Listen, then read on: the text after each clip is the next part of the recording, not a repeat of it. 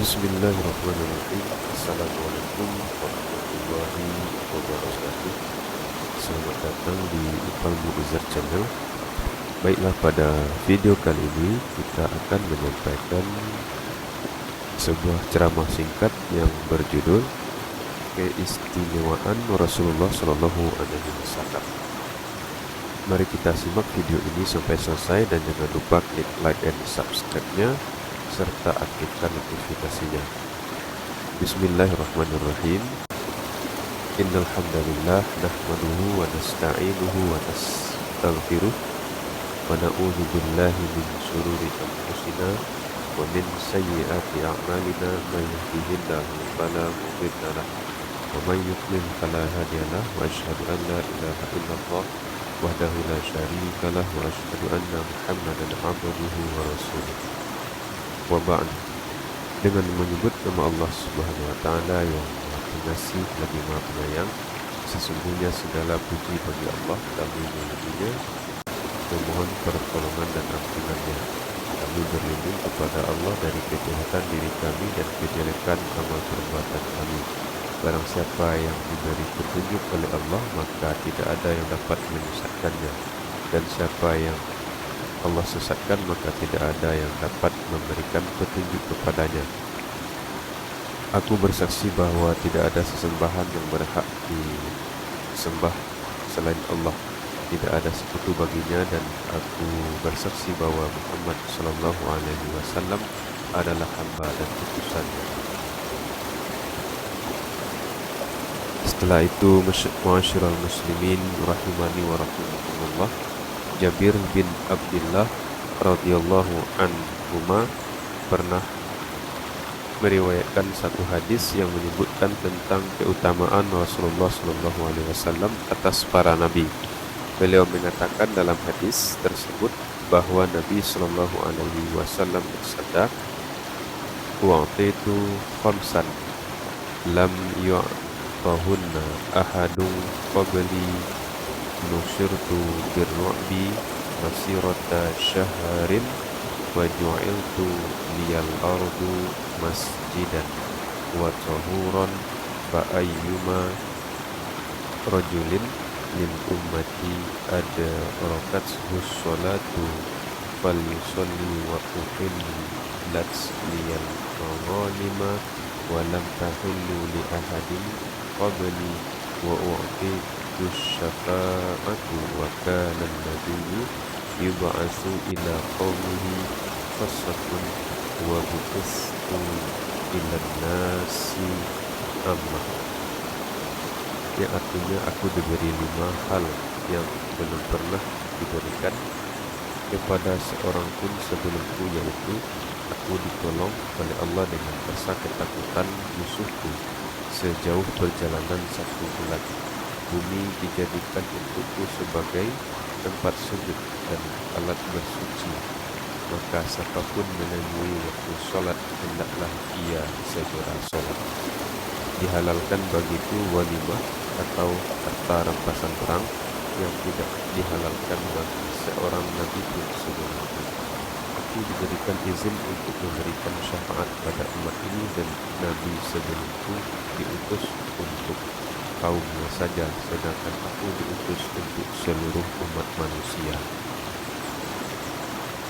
Muttafaq alaih. Hadis riwayat Bukhari juz 1 nomor 328, lafaz ini miliknya, dan Muslim juz 1 nomor 521. Ma'asyiral muslimin rahimani wa rahimakumullah, dari hadis di atas dapat kita ketahui bahwa keistimewaan Rasulullah Shallallahu Alaihi Wasallam atas para nabi yang lainnya adalah, dari hadis di atas dapat diketahui bahwa keistimewaan Rasulullah Shallallahu Alaihi Wasallam atas para nabi yang lainnya adalah: 1. Rasulullah Shallallahu Alaihi Wasallam ditolong oleh Allah dengan rasa ketakutan musuhnya sejauh perjalanan 1 bulan.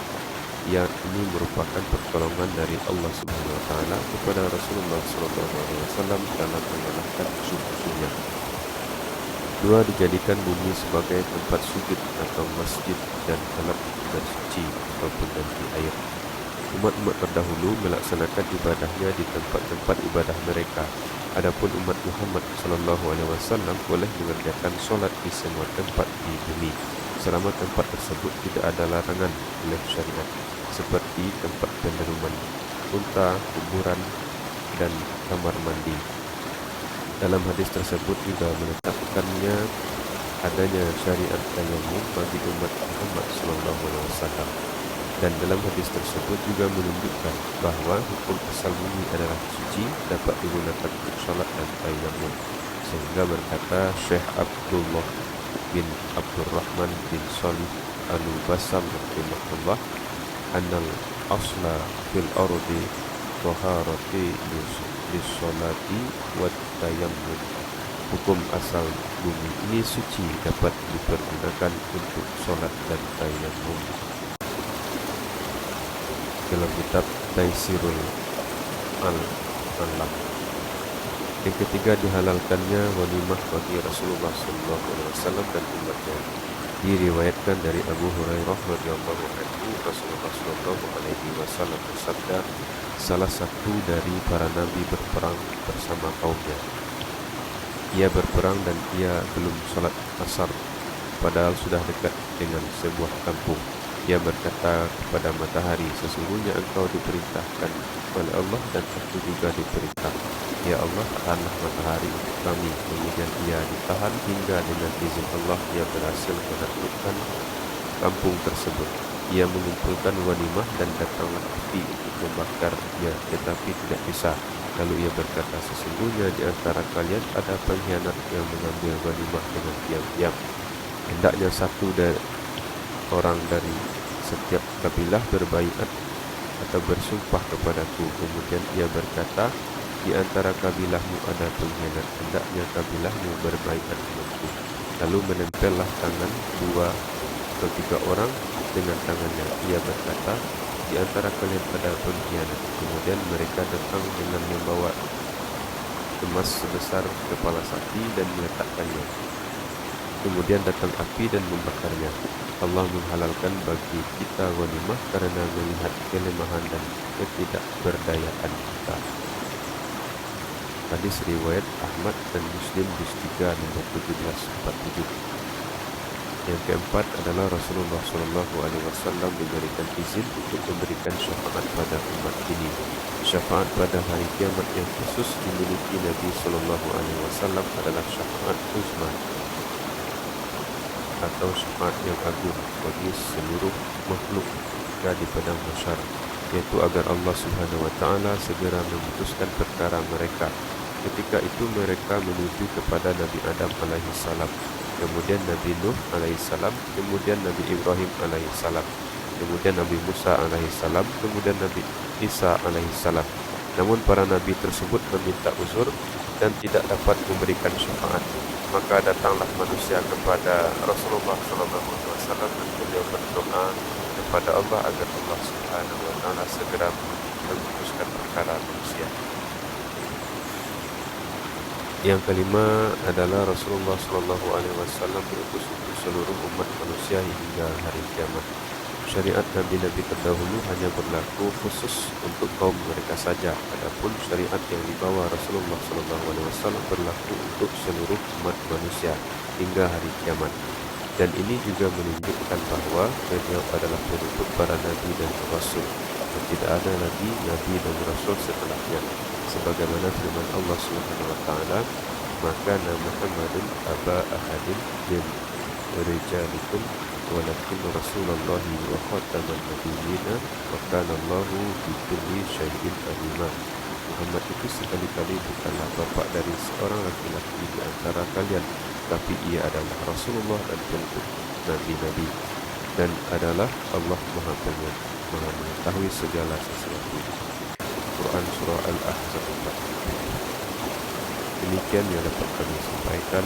Wassalamualaikum warahmatullahi wabarakatuh. Wa akhiru da'wahum alhamdulillahi rabbil alamin. Salawat dan salam semoga tercurahkan kepada Nabi kita Muhammad, kepada keluarganya dan para sahabatnya, dan penutup doa kami, segala puji bagi Allah semesta.